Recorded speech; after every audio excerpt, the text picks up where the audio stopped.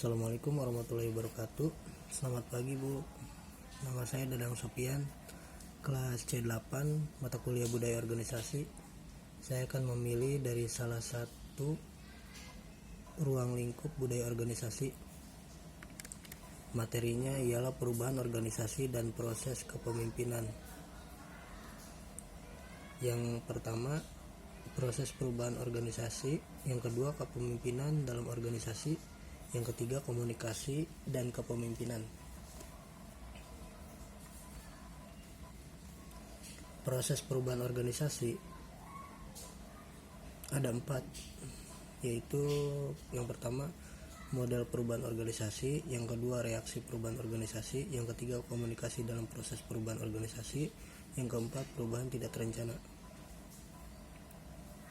Mengatur perubahan berkelanjutan dan fleksibel dapat menjadikan organisasi beradaptasi dengan cepat terhadap perubahan lingkungan. Model perubahan organisasi. Model perubahan alami. Fase awalnya perusahaan mengembangkan pasar dan menciptakan sistem. Fase pertumbuhannya hubungan klien dikembangkan dan perusahaan tumbuh. Fase panennya stabil, perusahaan melayani klien yang sudah ada. Fase peluruhannya layanan perusahaan kurang relevan dalam pasar dan perusahaan akhirnya digulung tikar atau dibeli oleh perusahaan lain. Model perubahan organisasi. Model perubahan terencana. Organisasi mengeksplor alternatif kebutuhan dan solusi. Organisasi merinci perencanaan lebih matang. Organisasi mengimplementasikan dan menyebarluaskan informasi tentang perubahan.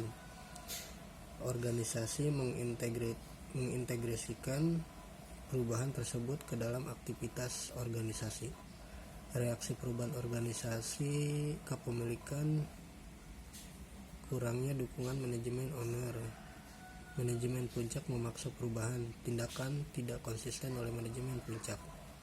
Penolakan harapan yang tidak realistis, kurangnya partisipasi yang berarti, komunikasi yang buruk. Ketidakpastiannya, tujuan program tidak jelas, tanggung jawab untuk perubahan tidak diidentifikasi dengan benar. Komunikasi dalam proses perubahan organisasi. Ada spray and pray. Manajemen menyebar informasi pada karyawan dengan harapan bahwa karyawan akan dapat memilah informasi yang signifikan dan tidak penting. Yang kedua, tell in sell. Manajemen memberitahu karyawan tentang masalah ini dan kemudian menjual kepada karyawan berdasarkan kebijaksanaan pendekatan yang dipilih. Yang ketiga, underscore and explore. Manajemen berfokus pada isu-isu mendasar yang berkaitan dengan perubahan, kesuksesan, dan memungkinkan karyawan kebebasan kreatif untuk mengeksplorasi berbagai kemungkinan. Komunikasi dalam proses perubahan organisasi.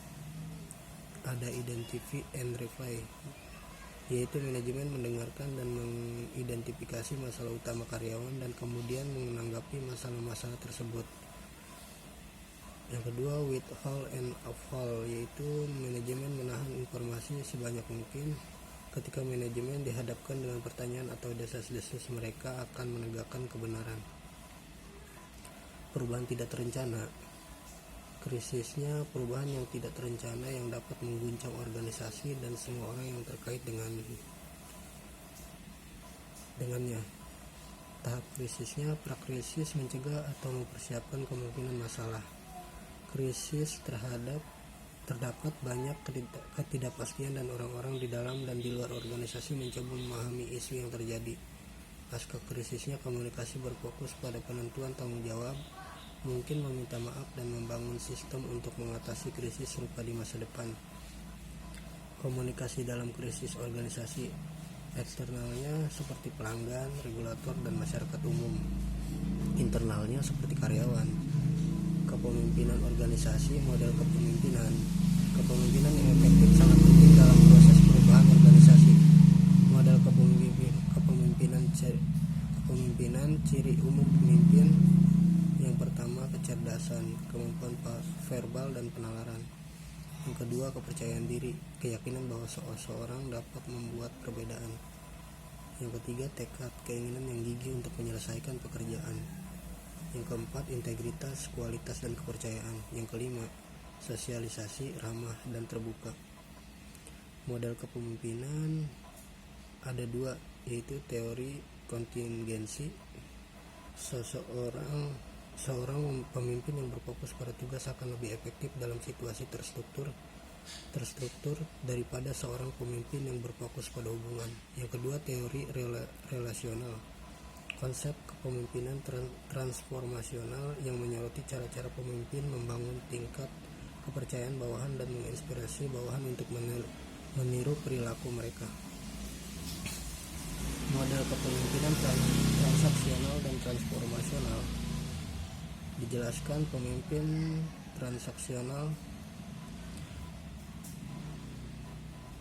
Kepemimpinan transaksional mengacu pada hubungan di mana ada pertukaran antara pemimpin dan bawahan. Yang kedua, seorang pemimpin menukar kenaikan gaji, promosi, atau pujian lisan untuk kerja keras pada sebuah proyek. Selanjutnya, pemimpin transformasional. Yang pertama, pemimpin transformasional melalui proses komunikasi menciptakan hubungan antara pemimpin dan bawahan yang membantu bawahan mencapai potensi optimal mereka. Yang kedua, seorang pemimpin menugaskan bawahan untuk menguji kompetensi bawahan. Model kepemimpinan dahulu menunjukkan bahwa pemimpin ditentukan berdasarkan sifat dan gaya tertentu. Model kepemimpinan saat ini menunjukkan bahwa gaya dan keterampilan yang berbeda sesuai dalam situasi yang berbeda. Kepemimpinan merupakan proses membangun hubungan melalui interaksi pimpinan dan bawahan sesuai dengan pemodelan nilai yang diinginkan. Komunikasi dan kepemimpinan. Komunikasi sebagai alat yang dapat digunakan untuk meningkatkan efektivitas pemimpin. Penggunaan perilaku nonverbal, pilihan kata, waktu, perangkat framing.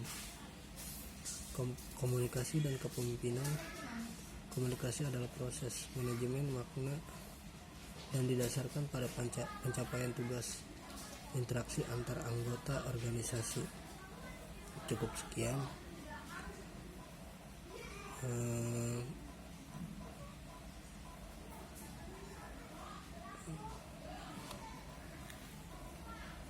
Materi yang sudah saya jelaskan, kurang lebihnya saya mohon maaf.